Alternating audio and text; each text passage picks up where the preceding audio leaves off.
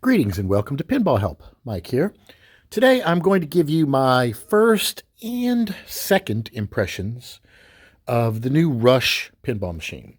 A little backstory on this. I recently did a video on my first impression of the James Bond, which I expressed some kind of concerns on, and I still think it's early, so the jury's out on that.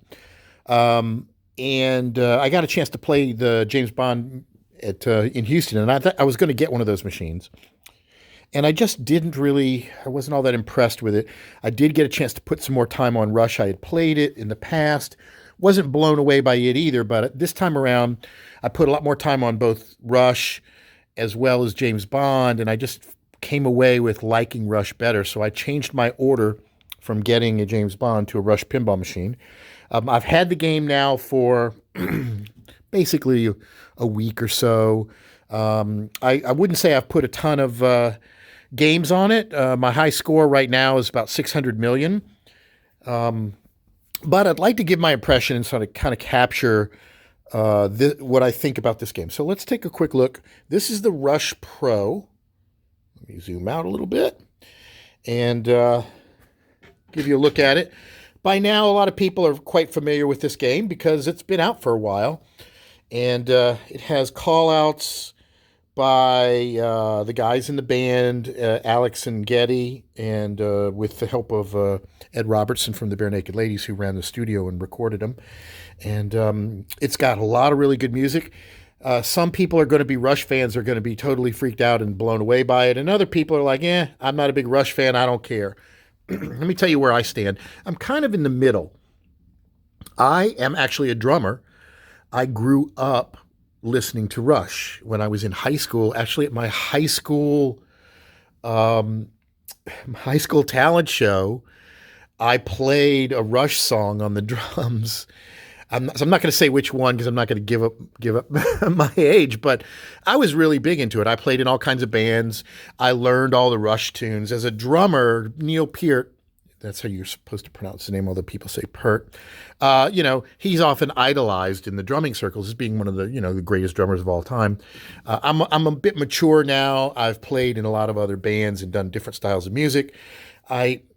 My stance towards Rush has softened over time, but when I was younger, I was like the biggest fan. I knew all their albums. I would sit there and play them back to back. I could actually play Livia Strangiato. I could play YYZ. I could play Circumstances. I know all their obscure stuff. So every single song that's included in here, I'm pretty familiar with, except for the later ones. After about Signals and Grace Under Pressure, I kind of lost interest in them. They kind of went in a different direction. But I've always been a big Rush fan. So when this game was coming out, I was kind of interested in it. But in a general sense, my interest in pinball is more about the gameplay, less about the theme. Some people, the theme is everything. I wasn't really necessarily going to get a Rush machine. I just wasn't that big of a fan anymore. And, I just wasn't sure. But I got a chance to play this enough, and it really kind of grew on me. And there's some interesting, unique things about this game that I want to kind of talk about. This is a John Borg design. He's the same guy that did Metallica. He's also did The Walking Dead, which is one of my favorite games. He's also done some games that might not have necessarily been well appreciated. So he's kind of had hit and misses in the history of his designs. But I guess probably just about anybody has. One thing I do know, I'm Facebook friends with John, is that he's a crazy Rush fanatic. So I knew he was going to put his heart into this game. So if there ever was a game where the designer was really going to try to do the best possible job, John Borg was probably the guy, even though Keith Elwin actually had some homage to Rush in his original prototype Archer game. Anyway, I don't want to go off on tangents, but so I got a chance to play this a lot, and I basically came away with it's a more fun, more interesting game to play than James Bond. Now, the problem with James Bond is I got a chance to play an early version of the code, and it could completely change. But I was so moved by the difference in the games and the flow of the playfields that I ended up getting Rush. So now I've got this Rush. I've been playing it a little bit, and let me give you my impressions of it. So I have the Pro version, as you can see. In the premium version, there's a clock thing here that moves around, and there's a ramp up there in the top where the time machine is that goes up and down. I played both the premium and the pro, and I feel like I did regarding Godzilla. The pro version is the better game. There's nothing in the premium that elevates the level of the gameplay to the point where it's actually a better game. It has more bells and whistles and more dingleberries, but I don't think it's a better game.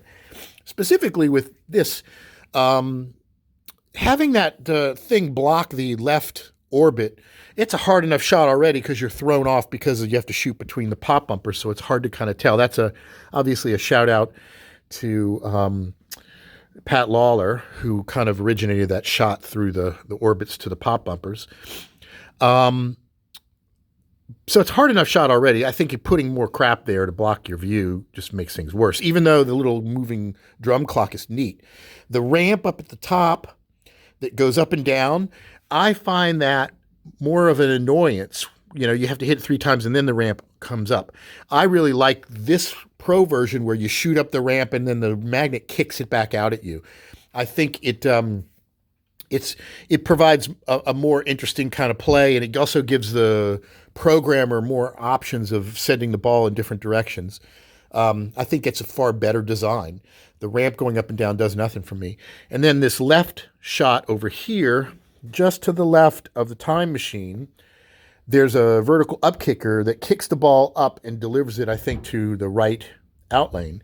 That, to me, is another really big negative. You've got a habit trail on the premium coming completely across the middle of the playfield.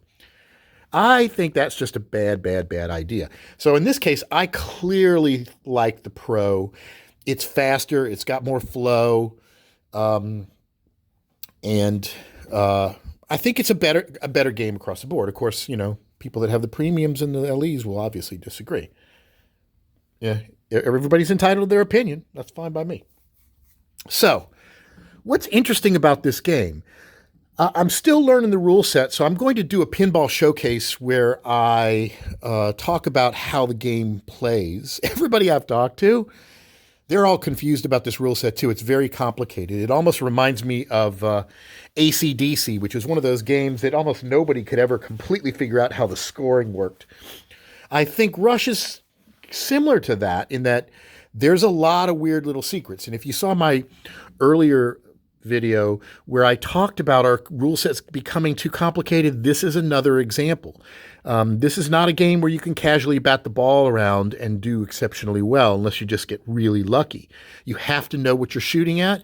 You have to shoot things in particular sequence.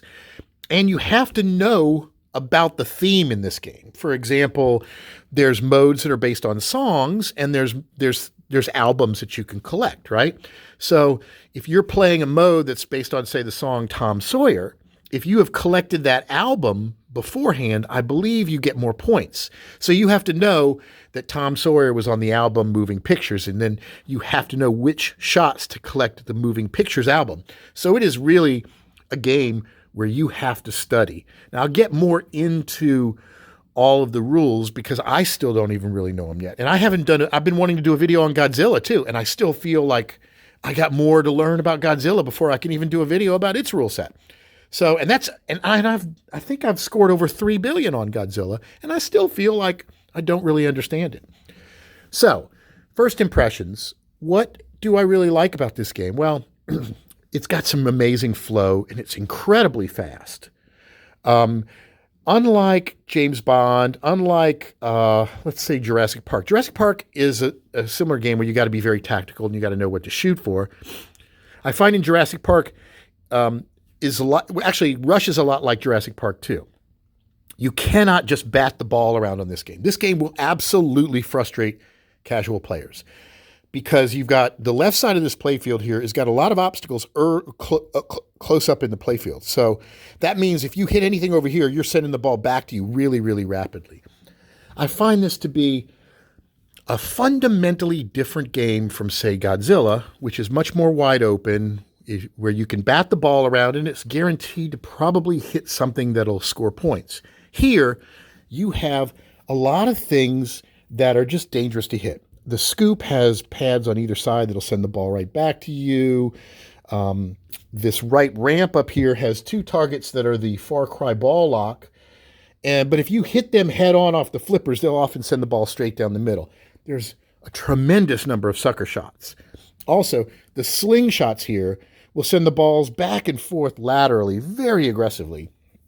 And it's very, very easy to drain the ball. And you'll notice these out lanes, they have the posts. And the factory default for these posts is all the way as close and tight as possible, because this game can be a drain monster. Now, what I like about this game is also one reason why a lot of people might find it very frustrating and not like it. This game forces you to be tactical. You cannot casually play this game like, say, Iron Maiden. You can't. Iron Maiden, you can bat the ball around, and the next thing you know, you started some really cool mode and you're making tons of points. That does not happen on this game. In fact, I feel like I get punished anytime the ball's coming to a flipper and I just want to bat it right back like a baseball. I almost always regret that. When the ball is coming to the flippers in this game, show the flippers. When the ball's coming to the flippers, right?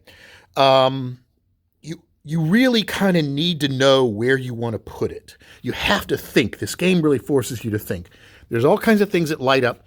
You got to kind of know where you want to shoot. But because the playfield is a little bit tight, the ball is in your face quite often. So it's really a game that once you start to appreciate the way it's designed, it forces you to either be a good player or it will just toss you out on your butt. There is no in-between on this game. So another thing that I like about this is, and maybe I'm overstating it, but I really love multiball in this game. This game, when you get into multiball, it's the most fun, most rewarding gameplay I've had. And everybody wants multiball when they're playing pinball. That's where you increase your score chances and all that, right? But usually once multiball starts, it just becomes incredibly stressful. You're struggling not to lose the ball. You got to hit certain targets. I find during multiball, this game behaves exactly the opposite as how it does during casual play. By that, I mean during normal ball play. During normal ball play, everything has to be tactical. You can't just casually bat the ball off in a direction you're going to lose it. But during multiball, you can get away with that because the playfield is more tighter and there are more shots that can be made, especially with this upper flipper. So what I find is during multiball, I'm making all these cool shots that I would normally have a lot more trouble making during regular gameplay. And I'll give you an example. This upper right flipper, normally when a game has one of these, it's just there's one primary shot like the ramp. You see the ramp. You got the upper right flipper to the ramp. But this upper right flipper has three major shots it can make. The scoop, the upper scoop, the left ramp, and there's an inner orbit shot here.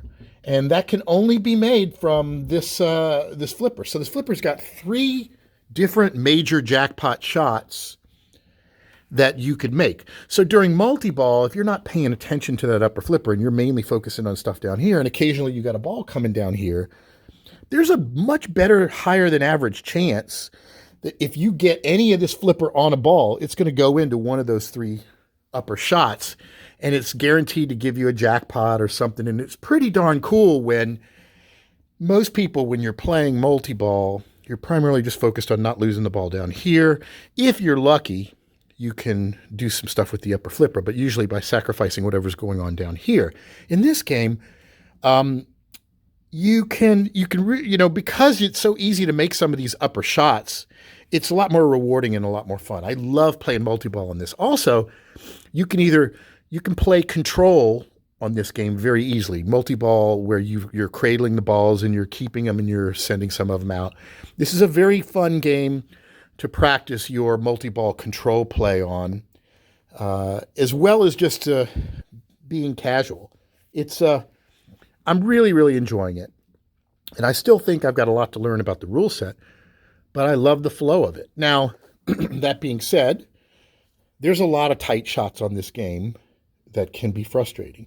This right orbit shot can easily be bricked.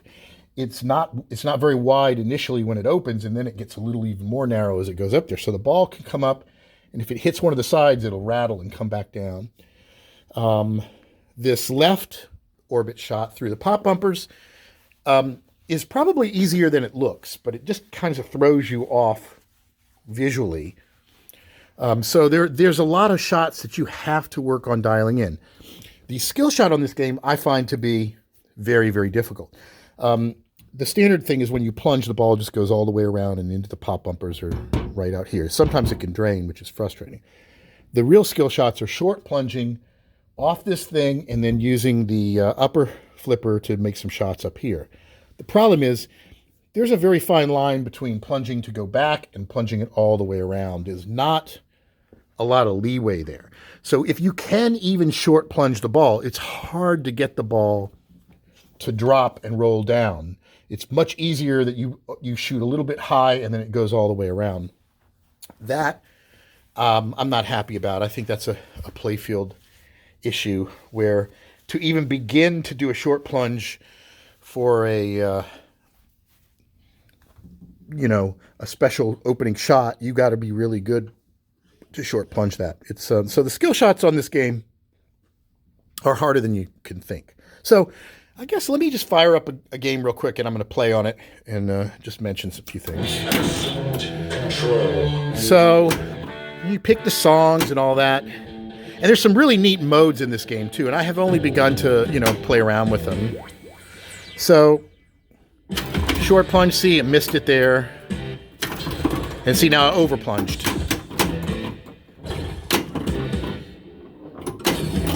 But there's just a nice flow. Look at that. To the left orbit. I'm kind of leaning over the camera, so let's see how well I can do. But this is a game where if you want to get control, it's pretty easy to get control. So I'll shoot the time machine.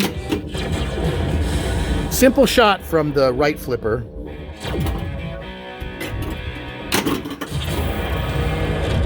So I had 3 different shots I could make. All right, so I did a combo there and got credit for an album. I'm not sure what album it was because that's something you have to kind of memorize. See, so you got these 1, 2, 3 shots. I bet YouTube's going to penalize me for having the Rush music on. What if I should turn it down? It was probably too late now. So here we go. So where's that 3? So the 3 is up there into the... Man, I love this riff. So watch, I should be able to... Okay. Rush fans are the best. Period. Okay, here we go. Got it. So you can shoot it all up there, catch your combo. The time machine is ready. And then capture the ball. So let's hit the time machine and see what's going to happen here. No pictures, please. Oops, I'm going to lose the ball now. But it's just got a beautiful flow to it. There's not a lot of the ball just donking around. There's our random award, which is guitar upgraded. I'm not going to talk about the reviews a whole lot, but I am going to just let you see a little bit of the flow. You see what I mean about the ball laterally? If it gets into those slingshots, it's all over the place here. There's that left ramp. Bam, bam. There's the right orbit, right ramp. There's the left orbit. Just got some great flow to it. And I'm just kind of goofing, and you see how once you get a little comfortable with the geometry of this machine, you can make the ball flow all over the place. It's a lot of fun. So I'm going to turn the game off real quick and just kind of wrap it up. So there you have it. First impressions, I'm really liking this. I'm going to learn more about the rule set. Even if you don't like Rush, this is a fun game. It's a great game to play. The caveats are going to be it's a tight playfield design.